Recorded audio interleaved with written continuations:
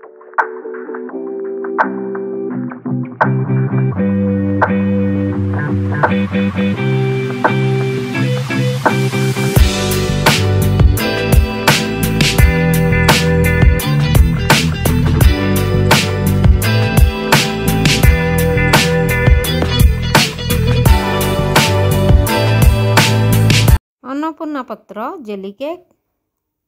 Hello friends नमस्कार मु विधान कुकिंग चैनल रु आपण मानक स्वागत करुच्ची। आज आपण मन पई नै आछि नुआ रेसिपी अन्नपूर्णा रसरे जेली केक, जहाँकि बहुत सॉफ्ट खाया को स्वादिष्ट पिला मानकर पसंदीदा जेली केक। जदि मोर जेली केक आपण को पसंद आस्ता है प्लीज मोर वीडियो को गोटे लाइक कमेंट शेयर करेंगे। ताले आसंतु जीवा रेसिपी पाखकू। फ्रेंड्स प्रथम आम अन्नपूर्णा पत्र किछि नेबा, या को धोई परिष्कार कर नेबा। एठारे देखंतु आमे प्रथमे पत्र गुडी को नै छोट छोट करी काटि नै चंती।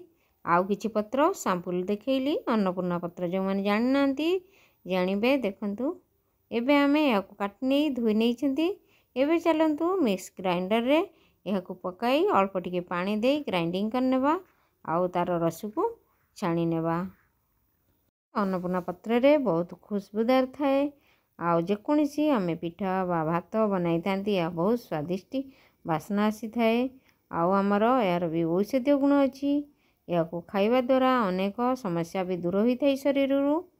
एबे देखंतु या को ग्राइंडिंग कला परे यार रस सब हम बाहर कर नेबा। आउ तार जो छेद्रांश को बा रेस्ट पार्ट को अलगा कर नेबा। एबे देखंतु आमे रस बाहर कर नेले। एबे केते सुंदर ग्रीन कलर आमर रस देखा जाउची। फ्रेंड्स एठारे देखि नियंतु। एबे आमे रस बाहर कर नेले। एबे चलंतु या को नै आमे प्रस्तुत करिबा जेली केक। प्रथमे आमे जेली केक बनेया पई गोटे पात्र रे या को गरम कर नेबा गैस लगाई। एबे चलंतु आमे गोटे सस्पेन नेले। एथिरे जो रस को आमे ढाली प्रथमे गरम करिबा। फ्रेंड्स एठार देखंतु आमर पत्र रस केते ग्रीन देखा जाउची, केते सुंदर लागुची। फ्रेंड्स अन्नपूर्णा रस रे विभिन्न प्रकार स्वीट भी बनाई परिबा। एबे चलंतु आमे गरम अवस्था रे एबे आमे आउ कोन सब इंग्रेडिएंट नेबा। एबे आमे प्रथमे गोटे कटरु कम चीनी नेबा। 3 चम्मच अगर अगर नेबा। या परे आमे 4 चम्मच कॉर्नफ्लोर नेबा। एबे आमे अल्प पानी मिसाई कॉर्नफ्लोर को प्रथमे गुलाई नेबा। भाबरे गुलाइबा जेमिति बिंडा तळे रहिबो नै। एबे आमे मिक्स कर नेबा भलो भाबरे।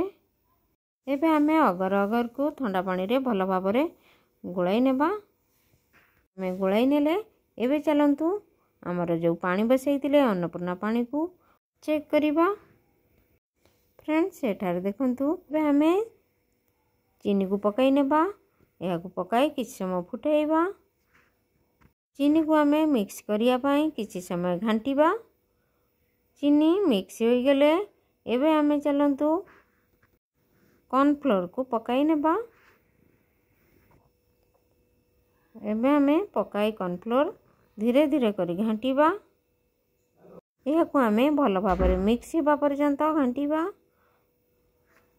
एठारे देखंतु कॉर्नफ्लोर आमर धीरे धीरे मिक्स होई गेलानी। एबे चलंतु अगर अगर को पकाई स्लो आंच रे या को पकाई घांटीबा। या को घांटिया द्वारा आमर लिक्विड बहुत ठीक होई आसीबो धीरे धीरे। या परे आमे या को बंद करिबा। एठार देखंतु आमर लिक्विड मोटा होई आसलानी। एबे आमे आउ किछि समय या को घांटीबा। घांटला परे एबे आमे गोटे काच पात्र नेबा। एही समय आमे लिक्विड को ए काच पात्र रे सब ढाली नेबा, कारण ठीक होई जिवो। एही समय कले सेफ नबो हमर जेली केक सेट होई बसिबो। या पूर्वरु आमे किछि किसमिस नेबा। या को डेकोरेट कर नेबा। आमे किसमिस को तळे सब सजाई नेबा। या परे आमे चलंतु लिक्विड को सब पकाई नेबा। फ्रेंड्स धीरे धीरे करी आमे एबे सब लिक्विड को स्प्रेड करी एमिति ढाली नेबा धीरे करी। फ्रेंड्स एठार देखंतु हमरो जेली केक केते सुंदर देखा जाउची। एबे आम लिक्विड फॉर्म को जेली रे परिणत हो।